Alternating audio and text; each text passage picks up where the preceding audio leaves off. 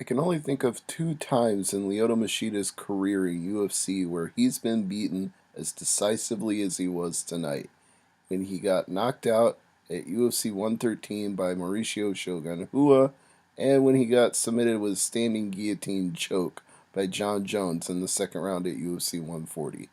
Other than that, Machida is almost always in a fight. In fact, if you look at his fight with Weidman at UFC 175, he was in that fight right up to the very end. Machida doesn't really get taken out quick or easy, but Luke Rockhold made it look like both tonight. He was beaten up.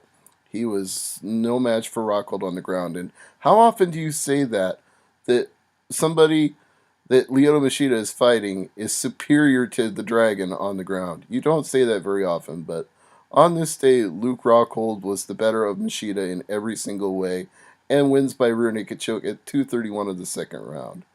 And speaking of better in every single way, Shakare Souza once again dominates Chris Camozzi.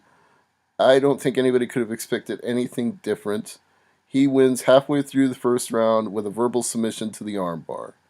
The only fight I got wrong in my Wrestling Observer picks tonight was Max Holloway beating Cub Swanson with a guillotine choke very late in the third round, like a minute and change left to go. So props to Max Holloway. VanZant gets a unanimous decision in a women's strawweight bout over Felice Herrig.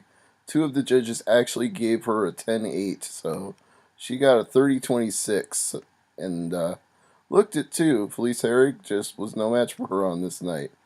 Dariush out-wrestled Jim Miller all the way to a unanimous decision, and Miller just didn't seem to have it tonight. Owen St. Preux didn't make the quickest work of Patrick Cummins, but he still got him out of there in the first round with just 6 seconds left to go via knockout.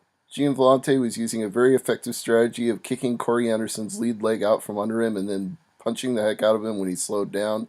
In the opener on Fox, Aljamain Sterling beat Takeya Mizugaki with an arm triangle choke at 2:11 of the third round. In other results from Fight Pass, Tim Means beat George Sullivan with an arm triangle choke at 3:41 of the third round. Diego Brandao defeated Jimmy Hettes via doctor stoppage at the end of the first round. And in the middleweight opener, Chris Dempsey defeated Eddie Gordon with 2:29-28 in a split decision from the three judges.